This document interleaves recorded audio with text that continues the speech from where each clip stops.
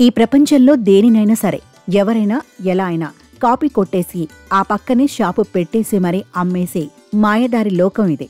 ఇలాంటి లోకంలో ఇప్పటి వరకు ఒక్క తిరుపతి లడ్డునే ఎవరూ కాపీ కొట్టి అచ్చు అలాగే తయారు చేసి అమ్మలేకపోతున్నారు. అవే పదార్థాలు అన్ని చోట్ల దొరికినా అలాగే ఎందుకు చేయలేకపోతున్నారో తెలిస్తే ఆశ్చర్యం వేస్తుంది. తిరుపతి లడ్డుకు అలాంటి రుచి రావడం వెనుక కలిపేవి పదార్థాలు కానే కావు. అవేమిటో ఎలాగో చూస్తే మతిపోతుంది. ఎన్ని లడ్డూలున్నా స్వామివారి లడ్డూ ప్రసాదానికి ఉన్న ప్రాముఖ్యత అంతా ఇంత కాదు. ఈ లడ్డూ రుచి సువాసన ఈ భూ ప్రపంచంలో ఏ లడ్డుకు ఉండదంటే అతిశయోక్తి కాదు. ఈ తిరుమలేశుని దర్శనానంతరం అందరూ భక్తిభావంతో స్వీకరించే ప్రసాదమే తిరుమల లడ్డు. ఈ లడ్డూ రుచి శుచి సువాసన ఈ భూమండలంలో ఏ లడ్డూకు ఉండదు. 300 ఏళ్ల క్రితమే తిరుమలలో తీపి ప్రసాదాన్ని భక్తులకు ఇచ్చేవారని తెలుస్తోంది. 1803లో బ్రిటిష్ వారు ప్రసాదాల విక్రయాన్ని ప్రారంభించాలని ఆలయ నిర్వాహకులకు సూచించారు. అప్పట్లో వడకు ఎక్కువ డిమాండ్ ఉండేది, ఎందుకంటే అవి ఎక్కువ రోజులు నిల్వ ఉండేవి. అనంతరం మహంతుల హయాంలో తీపి బూందీ ఇచ్చేవారు. ఈ ప్రసాదమే కొంతకాలంలో లడ్డూగా మారింది. 19వ శతాబ్ది మధ్య భాగంలో ప్రసాదాల్లో తీపి బూందీని ప్రవేశపెట్టారు. 1940 నాటికి క్రమేపీ ఆ తీపి బూందీ కాస్త లడ్డూగా రూపాంతరం చెందింది. కాలక్రమంలో వడ స్థానంలో లడ్డు పూర్తిస్థాయి ప్రసాదమైంది. 1940లో మిరాసీదార్లలో ఒకరైన కళ్యాణం అయ్యంగార్ లడ్డూ ప్రసాదం ఇవ్వడం ప్రారంభించారు. ఈ ప్రసాదానికి విశేషమైన ఆదరణ లభించింది.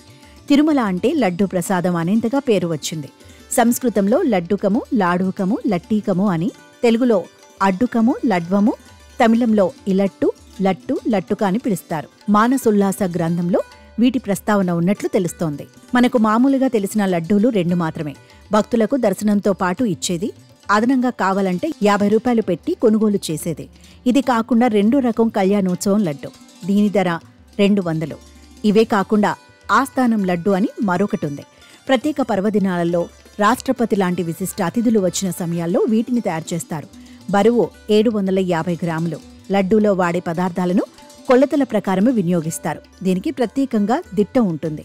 ఒక ప్రోక్తం అంటే 51 లడ్డూలు. తయారీలో శనగపిండి, చక్కెర, జీడిపప్పు, యాలకులు, ఆవు నెయ్యి, కలకండ, ఎండు ద్రాక్ష తదితర పదార్థాలు వినియోగిస్తారు. లడ్డూ ప్రసాదానికి భౌగోళిక గుర్తింపు లభించింది.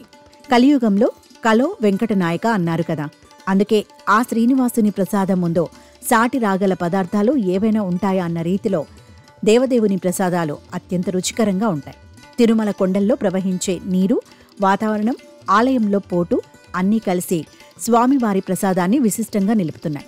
అపారమైన భక్తి, అమోఘమైన నమ్మకం, అక్కడి దైవిక వాతావరణమే శ్రీవారి లడ్డూలో కలిసే అద్భుతాలు. అంత గొప్ప రుచి కోసం అక్కడ కలిపే దివ్య అమృతాలు ఇవే. ఇది చూసినా చాలు అదృష్టమే. ఈ దృశ్యాలను అందరికీ పంచుకోవడం ఆరోగ్యపరితమే.